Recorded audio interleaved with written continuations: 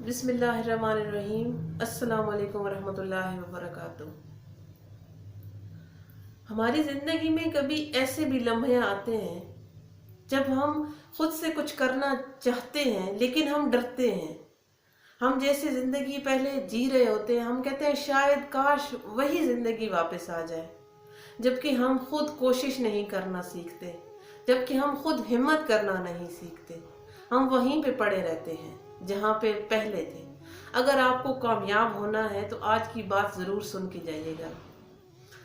एक कबूतर था और वो छोटा सा बच्चा किसी ने लेके पिंजरे में रखा था।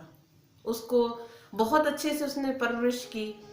वो जब बड़ा हो गया तो एक दिन उसका मालिक से उस पिंजरे का दरवाज़ा खुला रह गया। वो जो कबूतर का बच्चा था वो कमरे में, उस जो उसका कमरा था, पिंजरा था, उसमें भी ऐसे चलता था कि उसे चलना नहीं आता था। लेकिन उसने जब पिंजरे का दरवाज़ा खुला देखा तो वो आहिस्ता आहिस्ता चलते हुए अपना जो उसका घर था, पिंजरा, उससे बाहर निकलने लगा। जब बाहर निकला तो उसे खुला माहौल मिला। उसने देखा कि ये तो बिल्कुल अलग माहौल है। वो फड़फड़ाने लगा, उड़ने की कोशिश करने लगा, लेकिन उसके परों में जान नहीं थी, क्योंकि उसने कभी उड़ा ही नहीं, ना ही उड़ना कभी उसे किसी ने सिखाया था। लेकिन वो कोशिश करने के बाद वो उसके पर जब खोले तो वो उड़ने लगा।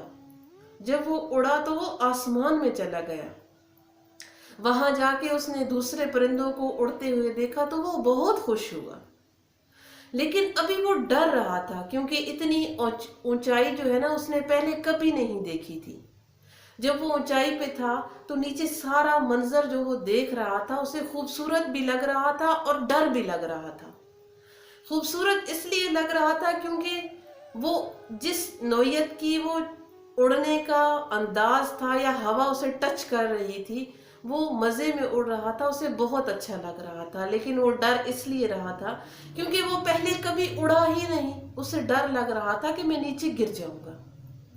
लिहाजा वो उड़ते उड़ते दूर निकल गया। उसे वापसी का रास्ता तक मालूम नहीं था। फिर वो एक दरख्त पे जा बैठा। वहां बैठकर वो रोने लगा। उसके इर्द गिर्द बहुत सारे ऐसे परिंदे मौजूद थे जिनके घोंसले थे, जो चहचहा रहे थे, खुश हो रहे थे। उनमें से कबूतर भी थे जो उसके ही जैसे थे, लेकिन वो वहां बैठ के रो रहा था। तो दूसरे जो कबूतर थे वो उसका मजाक उड़ाने लग गए कि लो जी, ये तो रोना शुरू हो गया है। वहां पे एक बुजुर्ग कबूतर था जो उसे देखकर उसके पास आया और उसे कहने लगा कि तू क्यों रोता है। उसने कहा कि मैं जिस घर में रहता था, जिस मेरा मालिक था, मुझे वो बहुत याद आ रहा है। मैं तो सारी जिंदगी उसके पास रहा हूँ। अब मैं कहाँ से खाऊंगा? वो तो मुझे खाना भी खिलाता था, मेरा ख्याल रखता था हर चीज का। अब मैं कैसे करूंगा ये सारा कुछ? तो फिर उस बुजुर्ग कबूतर ने उससे बताया कि देखो, अपने परों पे उड़ना सीखो, अपने कामयाबी को अचीव करना सीखो। अगर आप दूसरों की तरफ देखते रहोगे तो आप कभी भी जिंदगी में कामयाब नहीं हो सकते। ये मेरी बात आज मैं इससे जोड़ूंगी कि हम YouTube पे बहुत सारे मेरे बहन भाई हैं जो मेहनत करते हैं, काम कर रहे हैं। हम क्या करते हैं कि हम एक दूसरे से मदद मांगना शुरू हो जाते हैं कि आप मुझे सब्सक्राइब कर दो, आप मुझे लाइक कर दो, आप मुझे फॉलो करो। तो इससे कुछ नहीं होगा। इससे इसलिए कुछ नहीं होगा क्योंकि अगर आपके अंदर टैलेंट है, आपको लगता है कि आप अपने दम पे कुछ कर सकते हैं, तो फिर आपको किसी को भी कहने की ज़रूरत नहीं है कि आप मुझे सब्सक्राइब करो, मैं आपको सब्सक्राइब करता हूँ या मैं आपको सब्सक्राइब करती हूँ।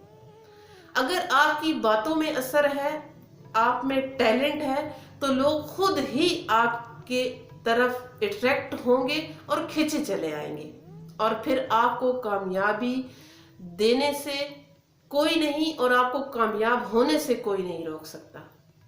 ये छोटी सी मेरी बात थी। उम्मीद करती हूँ आपको अच्छी लगी होगी। मेरे साथ दुरूद शरीफ पढ़िए, फिर इख्तिताम करती हूँ।